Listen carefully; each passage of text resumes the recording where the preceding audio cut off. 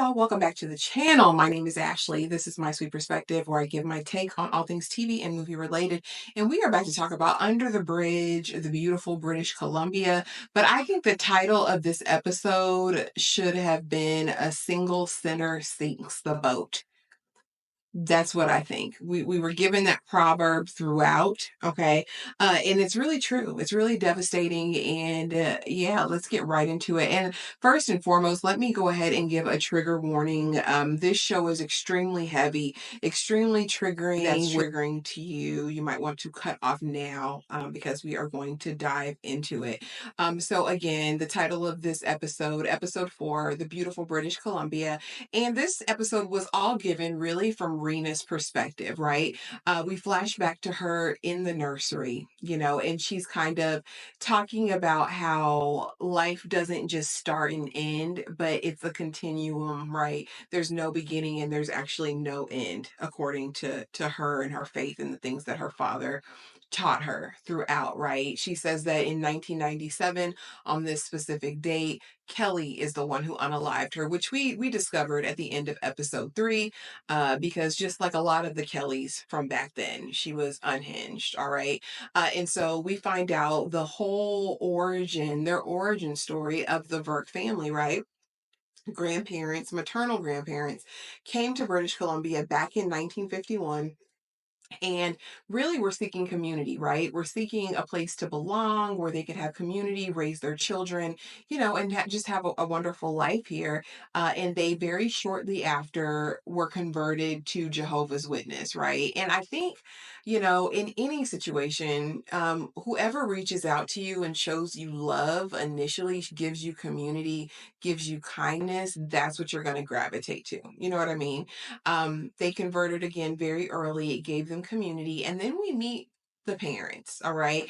On the end of last episode, Reena had invited Josephine, Dusty, Kelly all over to her house to meet her parents because the dad really wants to get to know, who is my daughter hanging out with? Who are these girls? And because we've seen such a change in Reena, right, in a short period of time. And so Kelly comes over, Dusty and Josephine, and Dusty, fits right in. The parents are so welcoming, loving, and you can tell that she absolutely loves being there. Dusty, the only one who I think was her real friend. Kelly and her mom, Susan, are just there with their noses stuck up in the air, and Josephine just has a scowl on her face as well. They didn't want to be there, and they were just the most disgusting human beings ever. I said it. I said it. But Kelly's super unhinged, and we're getting all these answers. Okay, so now we flash back to see that Rena's dad got there in 1979 to visit his sister, and he was honestly on a tourist visa and was on his way home. And his sister was playing matchmaker, honey, and introduced her to Suman, right, which is Rena's mom, the one whose parents we met in 1951. And so they immediately hit it off. He's enamored of her. She's enamored of him, but he's not Jehovah's Witness, right? And so quickly he wants to marry her. And although it appeared he wanted that just to get a visa to stay in the country, it wasn't. He had really fallen in love with her. Back to present day, the girls are there. Kelly is eyeing the bird, and I'm like, get your eyes, hands, nose, feet off the bird. And in this instance, we just get to really see the nature of these girls, and it's so terrible, right? They go, and Suman is teaching them, or showing them, what the traditional garb is. They have saris, and do you want to try them on? I'll help you. And she shows these beautiful earrings that were passed down through the generations to them. And the girls are in her closet going through them, you know what I mean, just without permission, just no couth whatsoever, and just being really nasty. And so, the dad comes in and he's talking to all the girls, and he just wants to get to know them, and they're about to change. And Josephine says, "What, are you going to just stand there and watch me?" And I'm like, "You raggedy heifer, you would have to get out of my house. All of y'all would have to get out of my house." It was just, the display of disgust was so gross. And so the earrings are there, and Josephine's like, "I'm going to close the door and get dressed." We know she takes the earrings. Kelly goes to the bathroom, meanwhile palms the bird, and I'm like, if she unalives that bird, okay, it was just a disgusting display, right? And the dad tries to connect with them at dinner, and basically is like, you girls deserve parents. I would have never, put you up, which, it was a sticky situation, but he was really trying to connect with them, and Josephine just went completely off. Rena goes off because she's embarrassed, and it was just, ugh. Just y'all, it was such a gut punch and so sad. And so we go back now to Suman's mom, and she was a savage, honey. She was like, he's there just to get his visa, talking about Rena's daddy. He don't want you, and he's not even Jehovah's Witness. Well, honey, he decides he's going to convert to be a Jehovah's Witness, all about Suman and being with her. Okay, and they end up getting married, and the rest is history. The thieving psycho bird unaliver Kelly just leaves and is just as disgusting as possible as she leaves.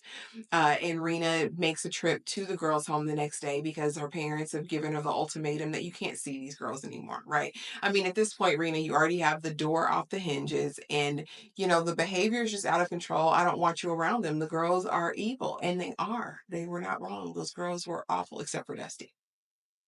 And so she goes to the group home to tell them I can't see them anymore. And Josephine's like, well, since you like it here so much, you don't have to go back home. I know what you can do to, not have to go home. And when I tell you this is probably the most disgusting part, because Josephine gets her to lie about her dad abusing her.